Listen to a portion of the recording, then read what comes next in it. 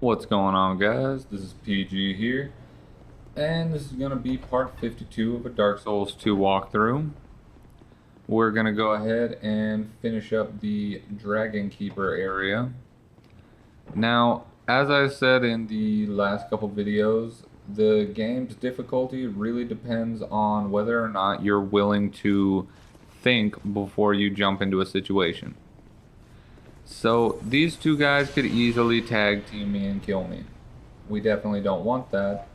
So we're going to focus on one of them, keep him down here with us, fight him one-on-one, and do the same for his friend.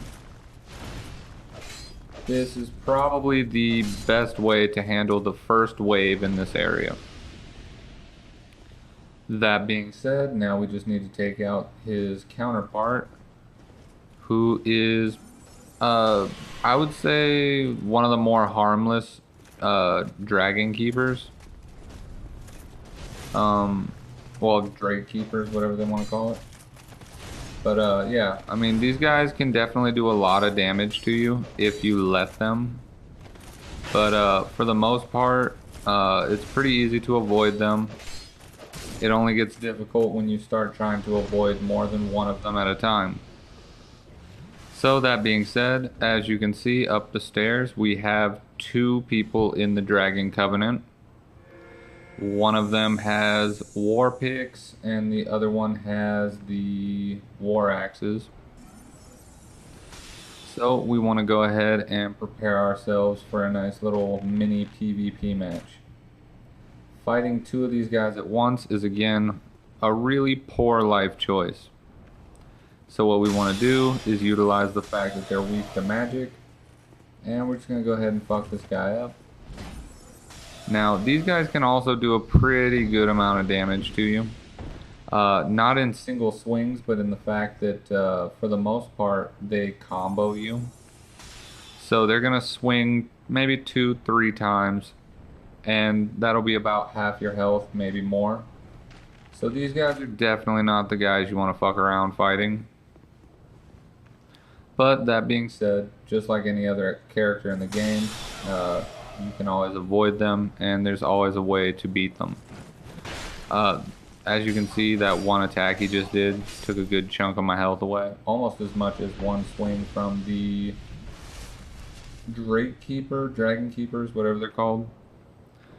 Alright, so we have one more wave done, and we have one more to go before we can go ahead and talk to the dragon. So up here, there are two shielded Drake Keepers and one more member of the Dragon Covenant. We're going to go ahead and lure these guys down here. And hopefully we have just enough magic left to fuck these guys up. Homing Crystal Soul Mass. I want to say that I really do like the spell.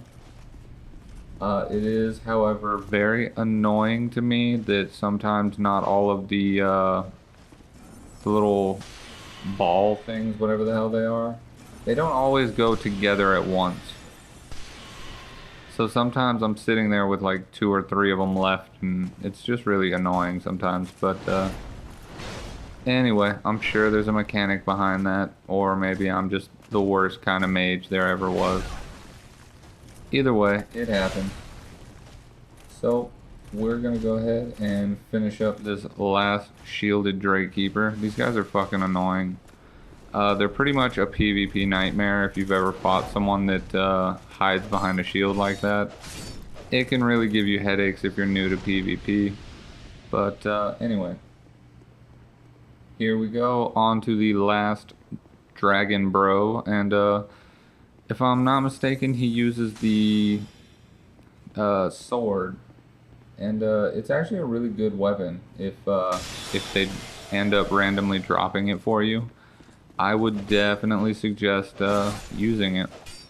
It's just one of those weapons that you can really enjoy using, and I don't know, personally, I think you're a lot better off with easier weapons to use like swords, because they're more reliable and their movesets are a lot easier to get used to.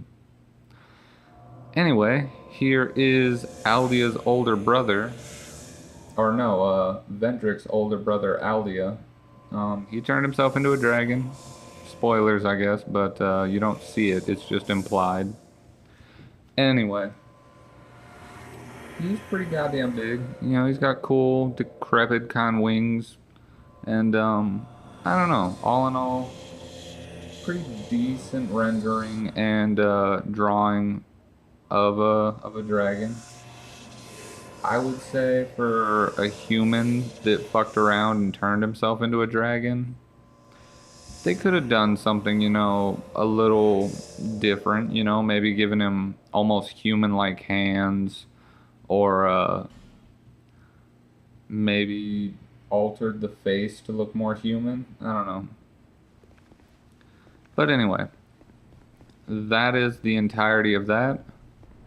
He gave us a little Ashen Mist Heart type deal, and we need that. That is going to come up in the next episodes, but for right now, we need to go get us a very special item. So let's go ahead and cut. We're deeper into this hellhole.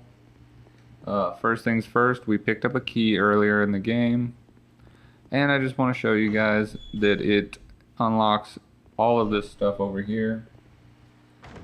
And if you're nice and patient and come back to this area, you will get the Black Knight Greatsword, as well as those other items right there, which aren't really that great.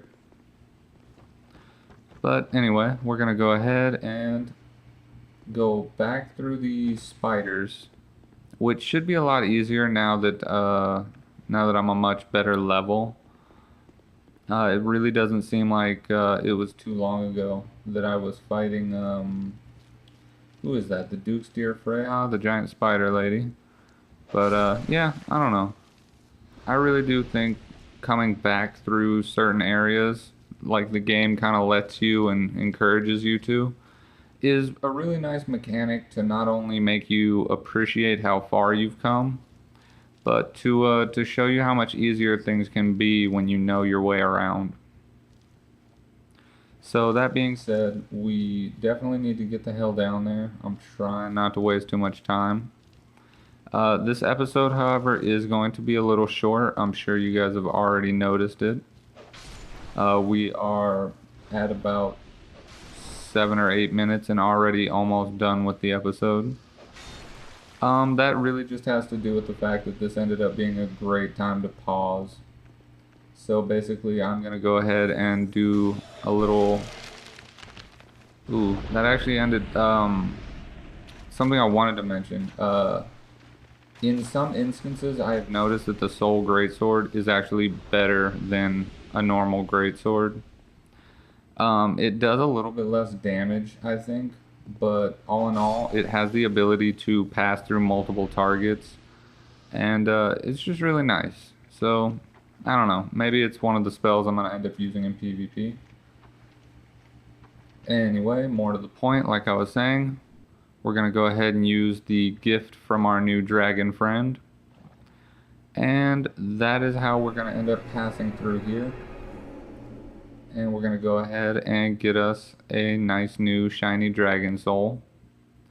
For any of you wondering how Aldia kind of turned himself into a dragon, he was experimenting a lot to see if he could save his brother from the same fate as all the other undead. That being said, he ended up getting a little greedy and combined himself with the soul of a giant and the soul of one of the everlasting dragons.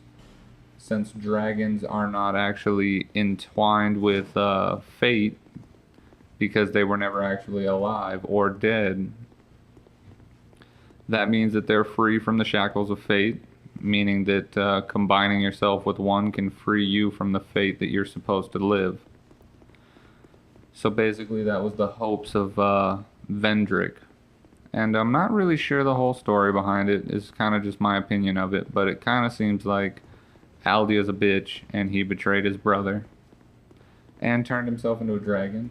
Now if you'll look, this dragon looks almost spot on with the dragon that Aldia is. So we're gonna go ahead, examine. Got an ancient dragon soul. It's unclear if this is actually you going back in time, picking up a dragon soul after Gwyn ripped them apart back in Dark Souls 1 and Nito poisoned them to death. But I'd like to think that, maybe it is, maybe it isn't. I don't believe it is the exact same soul that Aldia picked up, although I guess it could be. It's really not clear if that's the exact soul or not. Whether it is or whether it isn't, doesn't really matter. It's more of a concept and it's more of a clue to what has happened in the game. But anyway, we are coming close to the end of this video already, and as I said earlier, sorry that it ends up being a little bit short, but the next couple episodes will tell you guys exactly why these are short. It's because we end up doing some very active episodes after this. So, as always, guys, I appreciate the views. I appreciate the likes. Anything you guys want to ask, go ahead. Feel free to comment. Thank you guys for watching. We are definitely coming closer and closer to the end of the game. We do not have very many episodes left. So, get excited. And I will see you guys in the next episode. Goodbye from Bobblehead.